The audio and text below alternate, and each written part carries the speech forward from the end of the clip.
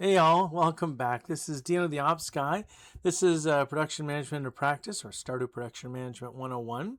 It's a production management course where we, rather than start from a textbook or some sort of table of contents, we start from an actual environment, a production environment. I say actual, it's really a virtual production environment. It's Stardew Valley. So the programmers of Stardew Valley, Concerned Ape, have done a really good job of creating enough nuance and complexity that it starts to look like the situations you run into in a real factory. Not all. I mean, we don't get to the competitive situation where we're racing to peers to get product sooner than a competitor, that sort of thing. But for the most part, a lot of the situations are covered.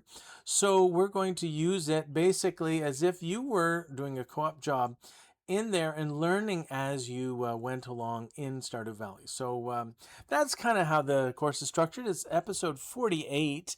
You may or may not have seen the episodes 1 through 47 before. It is not that important that you've seen them. Every once in a while, though, there's a sequence of episodes that really do sort of play off each other. And the last episode and this episode are an example of that. So we've gotten far enough in Stardew Valley that in the last episode we kind of explained that because of the combinatorics, all the combinations and permutations that happen as far as production decisions, it's become noticeably nonlinear. It's always really nonlinear, but from the standpoint now, it's very unlikely you can just sort of figure out what you want to do better and then do something to make it better in isolation and have it work out the way you think is going to work out without any other impacts. We've sort of crossed that line, which is very typical of operations, even though most people I've seen in operations approach it as if you can do it. Basically just take one little piece and change it and it's not going to affect anything else. Well, that's just not really true. So if I was going to give you advice on what to do in that situation, there'd be two pieces. One is follow the product through, especially important products. And we talked about that in the last episode. The second is bottleneck management, focusing on the bottleneck.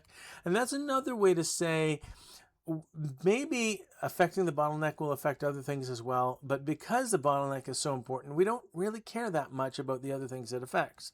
It tends to sort of be okay. So we've talked about bottlenecks before. It's a common theme in operations and production management, and we've talked about it in many episodes, but we're going to get into some nuances in this episode that really make a difference.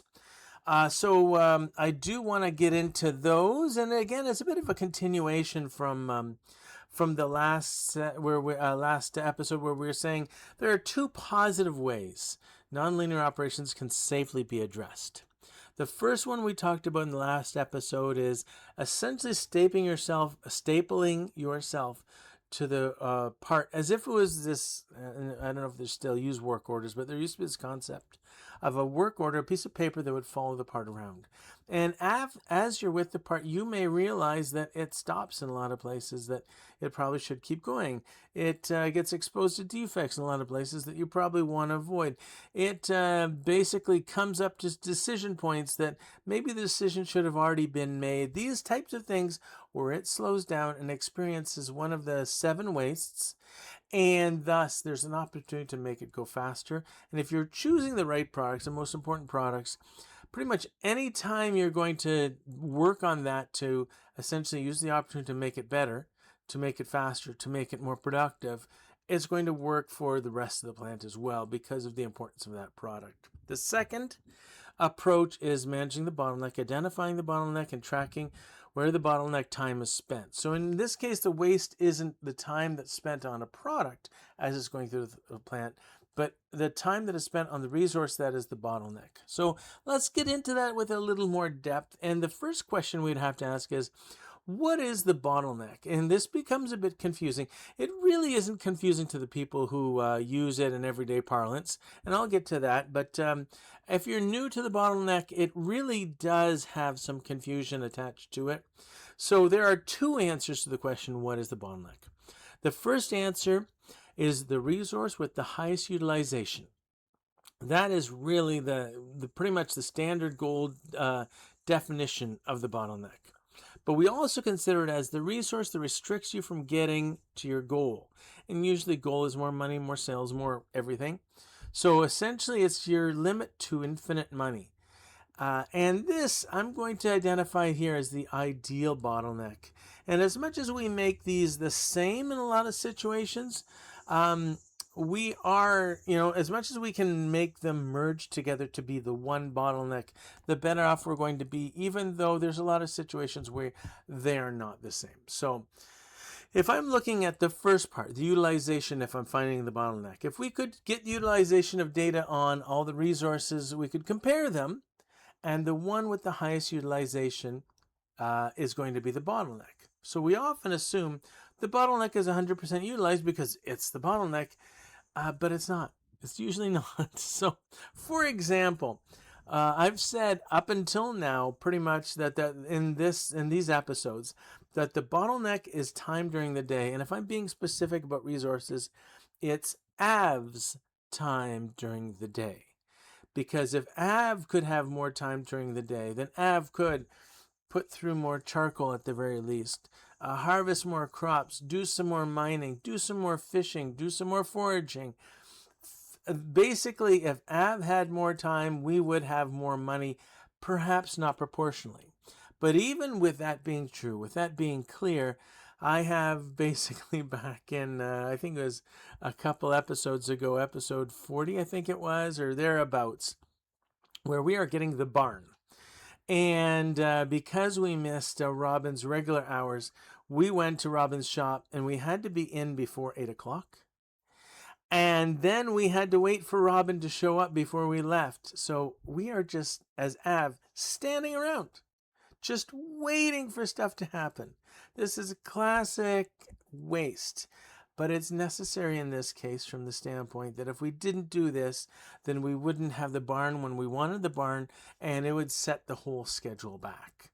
So essentially, even though we've identified Av's time as the bottleneck resource, we've identified Av and the decision making as the way we're going to get more money, and thus the bottleneck opportunity. Even though we've done all this, we do not get 100% utilization of Av, because in some cases, Av has to wait around for something. And this is classic of bottlenecks. But we can say, we have a situation where the highest utilized resource in the game right now is Av. Go figure that a first-person game, the resource should be the first person. But it is what it is, right?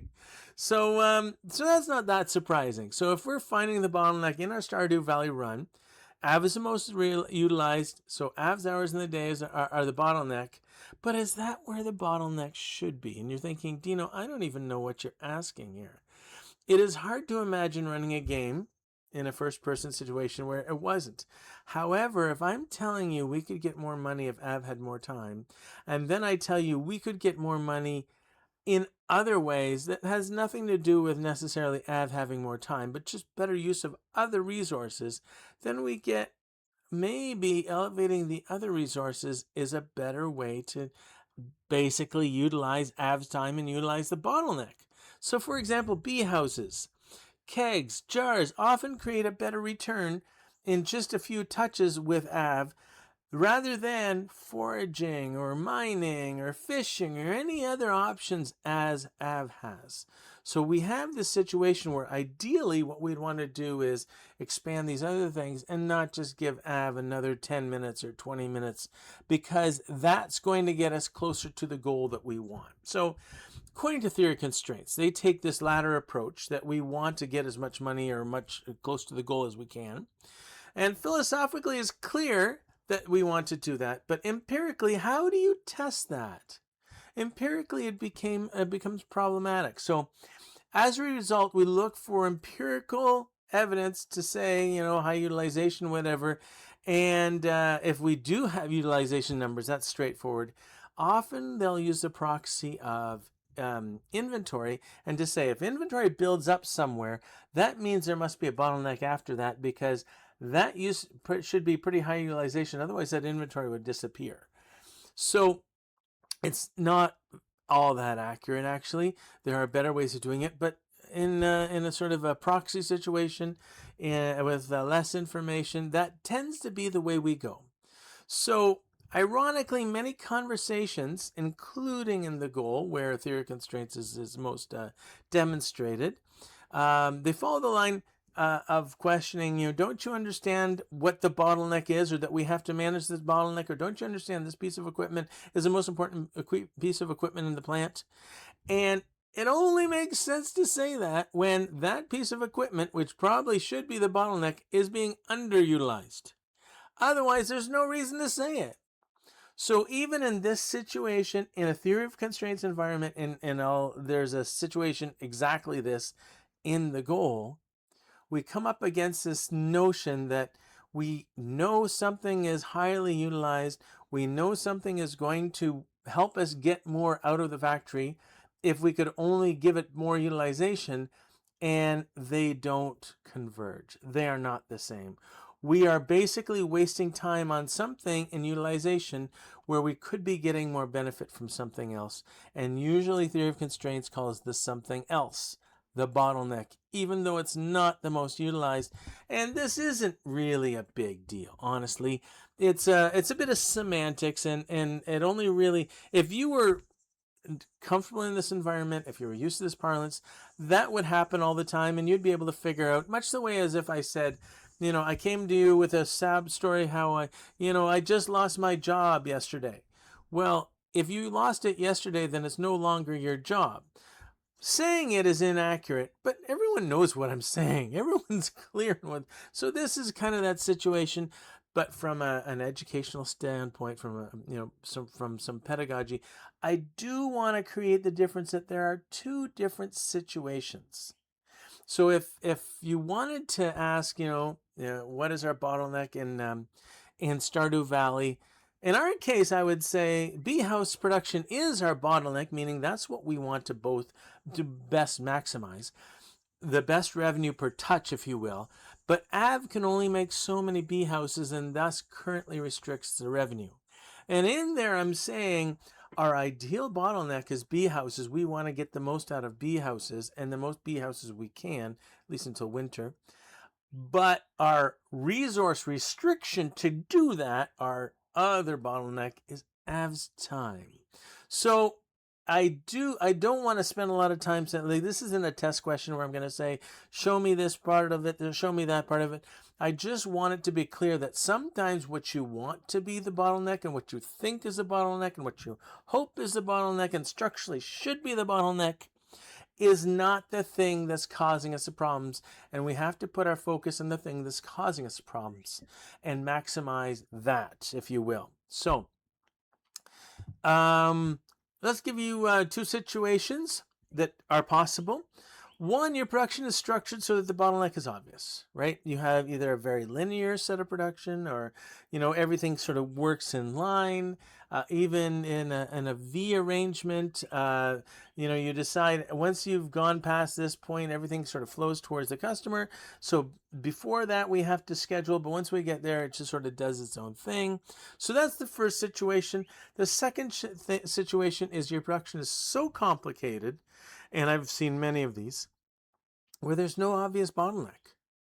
In the first one, if it's clear and you understand where the bottleneck should be, or the structural bottleneck, or the ideal bottleneck, whatever the case, then we have to find the constraint and make it that other bottleneck, so that it is the only thing that slows us down and nothing else slows us down. If we're not in that situation and we don't know where the bottleneck is, then we have to find some way to understand our utilization of different resources and equipment, just so we can better understand where the levers are that we can play with, even before we decide what direction we're going to be working on them. So either way, if there's a difference, if you have a structural or an ideal bottleneck and you have something that's getting in the way of it, we want to work towards the middle so that they become the same, if that makes sense. So both matter. We're not saying they're two separate things to say, we only have to worry about one, we don't have to worry about. In any case where they're not the same, they both matter so that they can become the same. The goal of bottleneck management is for the two to become one.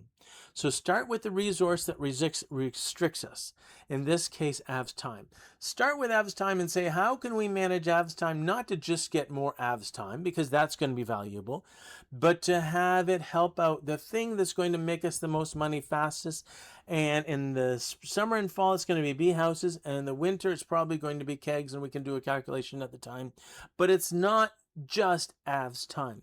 Getting another 10, 15 minutes of Av's time does not maximize what we can get out. It's what we do with all that time building up, and then have, if those last 10, 20 minutes of Av's time are pulling something out of a bee house that now already exists, then we're much better off. So both as a check on goal improvement, a way to identify the bottleneck utilization and demand resources, we both have to understand them. And in some case, we have to audit the resources to figure out which one is the one we have to focus on.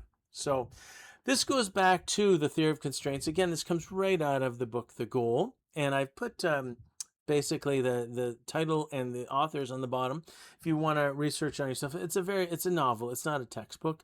It's easy to read, and it goes through a lot of ideas. But the one thing I want you to get from The Goal are these 5 steps. Identify the constraint, exploit the constraint, subordinate everything else to the constraint, elevate the constraint, and then once you've elevated the constraint, go back to 1 and identify the constraint to make sure it's the same one that you're working on. If you find you have an ideal bottleneck and you have a conflicting restriction, using this approach on really either, but ideally on the restricted one, will get you to what you need, because it kind of cycles through to get to, all right, this is how we get closer. This is how and when we add resources. This is how and when we break down barriers. This is how and when we get capital involved so that we can elevate to the next level and eventually have not just the restriction and the ideal bottleneck match, but get more out of the ideal bottleneck. Hopefully that helps. Very complicated thing. This is why I did not start it on day 1. I waited until Stardew Valley did have enough complexity that we have to get into approaching nonlinear things. But it's a very, very valuable thing. Along with basic stapling yourself to an order and following the part through. Finding out what is the key lever in the plant, the key resource that matters in the plant for our goal, and managing that becomes very, very important. So let's get to Av, because Av has some work to do still. No matter what we decide on theory constraints, Av still has to do the day-to-day stuff. And to be fair, Av has been doing a lot of this. Av has been using wood to make charcoal or coal, and then using that coal and some more wood to make bee houses and to make kegs and to make preserve jars. And all of this puts us in a better situation so that we're not just getting more of Av's time necessarily, but we're getting more output for the little time that Av has. So Av, we need you to today, day 48, water and harvest the crops, pet the animals and process the eggs. It's a lucky day, so doing some mining would be good. And this is a trout derby weekend, so if you got some free time, maybe put a line in and see if you can get some trout swag. So I'm going to turn it over to you, Av. Best of luck, man. Thanks, Dino. Okay, we are back, and the weather report's going to say it's going to storm tomorrow. I think we can do something about that. And the luck is very good today, so we are going to do that. We just got a pink cake from Mom. Isn't that nice? And Demetrius wants a melon, so we will work on that. That seems easy enough. It's about time we made our food and clothing chest, or our apparel chest, if you will. So we're going to move that. It's going to free up some space in our HS. So that's good. We got some pine tar, our second thing of pine tar. Probably don't need a lot of pine tar, at least for the first little bit. So we're going to want to move that tapper. Now that we got 2, we're good. If we could find another maple, then we would probably put it on there. You know what? I think if we use the one behind the house, that might be a good thing. Okay, so we're getting our coffee beans, we're getting our hops. all the stuff that we would pretty much put in our kegs. Kegs are not ready yet, so yeah, let's go move that tapper. And I think the idea again is to move it to that tree. It's not ideal to put it behind the house, but that's the next available maple tree, and it is visible basically if we're going by. So visibility wise, that works. So we have our peach, and we said Heidi hi to the cows. Let's say Heidi hi to the chicks, and get the eggs. That's kind of important. And we're going to refill our mayonnaise jar machine. I don't know that it's a big deal whether we use big or small anymore. There was a point to use big when we were kind of in a rush for money so we could get the projects done. We've kind of pulled the gas back on the projects, so we might as well just do them in turn. Might as well start with the smaller eggs and work up. But that way we just sort of, it becomes a sweep, right? So okay, we want to so from a corn standpoint, we need 5 gold corn. We got 3. That's a good start. We should move that hay into basically where it can best be used, right next to the coop. We're going to do some watering, but we're quickly going to have to refill our can. So our watering can is refilled, and it's nice. We're getting towards the end of the season. A lot less watering to do. The corn are going to carry on next season, so we better get the 5. The corn are going to carry on next season, so we're going to have to be conscious about basically watering those, and we're going to be around for a while. So let's use coffee beans instead of hops. They'll give us a better, quicker return, so we can get the advantage of that. And then before we leave and do other things, we'll put some hops in. And that's going to take a little longer, more of like a day and a half rather than just a couple of hours kind of thing. So we got 2 crayfish and 2 snail. We don't have a chance to really go down to the ocean today, I don't think. So we're going to put those in the shipper, just making things clean. Getting in as much coal as we can. Coal is going to really push. This is what Dino was saying about the bottleneck. The more kegs and the more bee houses and the more jars we can get. And there's probably a preference there. I would say bee houses are the most important of the bunch if there's conflicting resources. But we can pretty much decide based on the resources that we have which one we're going to get. All 3 of them are going to become important. So even if I have more time during the day, I'd rather use that time basically emptying one of those than trying to find something new to do, such as foraging or mining or fishing sort of thing. So we're not going to get a chance to clear all of this stuff up, but we do need some wood. And we might as well clear some of it up while we're over here to make some room. Clearing it up sometimes means, we need the hay, but it doesn't just mean the hay. We just want to be able to walk through a little faster, so we're going to clear this up. Now we're going to get our hops. We got the advantage of the short-term coffee, so we'll want to sell those and get the return from them. One more time for the coal, because we want that coal. And we're ready to go. Oh, no, we might as well get the mayonnaise while we're here, of course. So we'll load up with another egg. And off. You know what? Now that I'm thinking about this, we should probably get the stuff that we want for Clint. The geodes and stuff, because we're going to be in that area. And it doesn't make a huge difference, I don't think, for luck. But even if it makes a little difference, it'd be nice to get better geodes when we're lucky. So let's go take care of that. The other thing is, and we're not going to affect it right now, but if we can get the rest of the iron ore that Clint wanted, then we can get him to finish. We'll finish that quest with him, and he can pay us off, and that'll be good. But we don't have to do it during his regular hours, which is nice because he's got really short hours. I think the shortest, because he's done by 3 o'clock or 4 o'clock. He's done by 4 o'clock. Still seems way too short. But he's in the pub afterwards, so we can find him there. We're getting some decent items for Gunther to put in, and that's a good thing. We're also getting some sort of poopy stuff, like, the one time we just got a stone or 1 coal or whatever. We got to put up with that, I guess. But okay, so we're doing some donations here. The palm fossils got to go. These minerals have to go.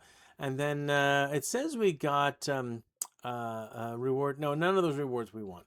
There is a reward that we are looking for. Maybe we already got it as the pumpkins. The 8 pumpkins, 9 pumpkins. I think we get 9 pumpkins together at one point from Gunther. So, okay, we're going to head up to Pierre's, sell off what we can. Oh, there's another one. Okay, we can get some carp. That's easy enough to do. I don't know that we'll have time for that, but it's nice to keep that that one active. That's one that if we're up towards the mountains, that makes it easy enough to do. So we're now going to head over. If we do see rings, we're going to start fishing, and specifically if we see rings at the fishing derby. You know, I don't remember if we saw Robin, so I was just going to check to see if we can buy a goat yet. No, Robin's probably still working because we can't get the goat. So let's set up for the fishing derby, and if we get some stuff, great. If not, we'll just move on. So the first fish was perfect, and it was a sunfish. Okay, it wasn't rainbow trout. So we'll try this second. And we did get a rainbow trout. That's good. See what we can get with our new line in the water. Oh, this one's a little feistier, but again, it's another rainbow trout.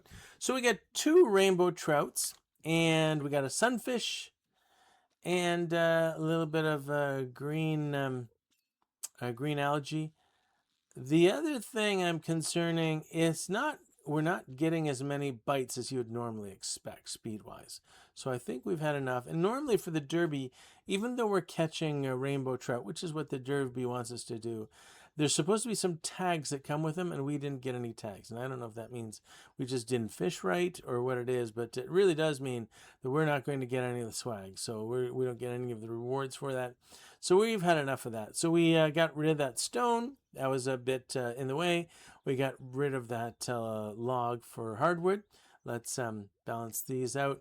I'm going to keep those trout just so we can smoke them later once we get a smoker. They're pretty good return. We got rid of the sunfish, however. It's not as good a return. There's a whole bunch of stuff we got from Clint from the processing geodes that we can put away that we don't need anymore. Oh, and of course that green algae we want to dump.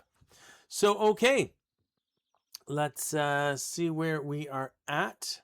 We have enough for another bee house. Yay. So, again, bee houses are the best return until we get, well, even better in the fall.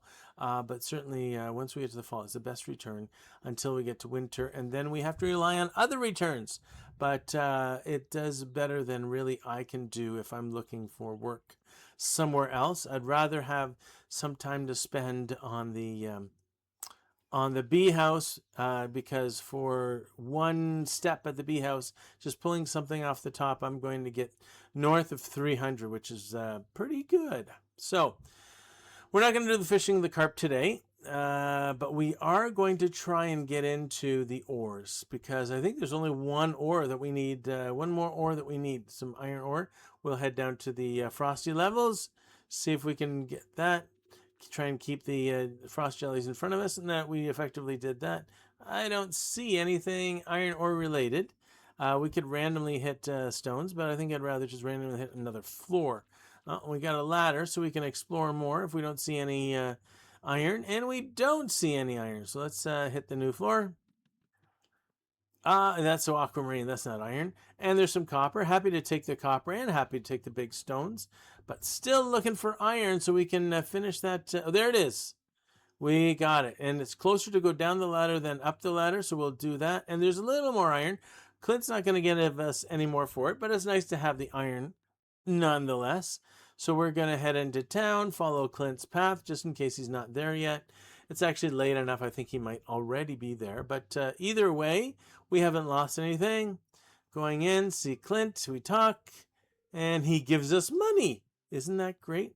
He gives us 375. So we got that done. Let's head back. I mean, there's not many other good returns, especially when we have this much luck. We are best going back to the mines, and we will see what we can find as far as new floors. It is it's almost 10 o'clock, probably 10:10 by the time we get into the mine. So it's going to, there's a forage item that we can pick up on the way through. It's probably not going to be another 5 floors, but if we can get some good minerals along the way, I am happy with that. If we can get some good ores, I am happy with that. All good things. Let's empty out so we have what we need. Let's get a bomb in there. And away we go. So, oh, we got a nice ladder. That's a good start. Maybe we will get 5 floors. Let's take the big stone when we got it. We'll clear up the pink jellies and see if we can find another ladder. Show me the ladder. We do have a chest with some wood. Let's make our way through. With good luck, there's the ladder. With good luck, I was hoping it would come faster, but it came when it came. And there we go. All right, so I don't want to deal with the crab. That's a lot of work. I do want the fire quartz because that's going to help us for the dehydrator. And I do want the ruby. So we did well for that. Let's clear up. We don't need the bomb. We can take all of the rest of this stuff back. We're going to leave, of course, the field snacks behind. But we're going to get back to the farm. Everything's already closed up. We already did the barn and the coop, so that's good. So it's just a matter of organizing, putting in a kiln or two, seeing if the kegs are ready, seeing if the mayonnaise, which it is ready, mayonnaise, I should say, pickled cauliflower. Mayonnaise is probably ready too, for that matter. So let's change over the pickled cauliflower. Oh, we got a lot of pickled. This is great timing. I like this. So let's put this together and then get the mayonnaise, and we can make our way back. And I think we're close to being done. We got a keg, so let's get the pale ale, replace that. And we're getting a bit tight, but still good. Oh, we got to put the seeds in that one chest, and we got to put the ruby and the ultramarine in the minerals chest. So let's do that, and then we probably won't have enough time to do anything else. I don't know. Let's see. If it turns to 50, I'm just going in right away. So it didn't, and we made it with the one more kiln.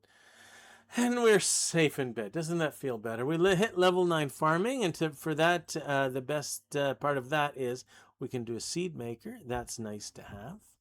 So we will look into making a seed maker. And the next morning, the weather's going to be beautiful, and the fortune tomorrow is they're going to be neutral. What can I say? Back to you, Dino. All right, thanks, Av. So we got the water crops watered and harvested. We did pet the animals. We did do the fishing derby.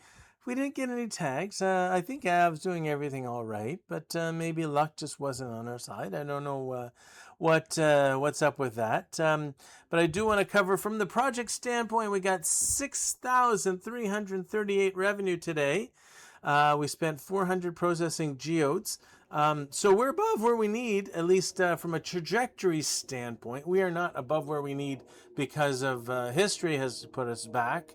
But from an average standpoint, that's kind of where we need to be. We got 28 wood, nowhere near the target. And we used 82 of it, so we're actually negative on the wood. And that, I mean, let's face it, we're using the wood for coal. We're using it for preserve jars. We made a bee house today. Kegs. Yeah, this is going to be what we're up against. We do want to have the next. Well, I mean, Robin's still making the barn, but once that barn's done, we'll probably want to get the deluxe barn right away after it. So there's a bit of a cash outlay, but let's face it, there's competition for resources. It's all kind of important. Now that we're in the situation where we can see the bottleneck is going to be, at least for the fall, bee houses.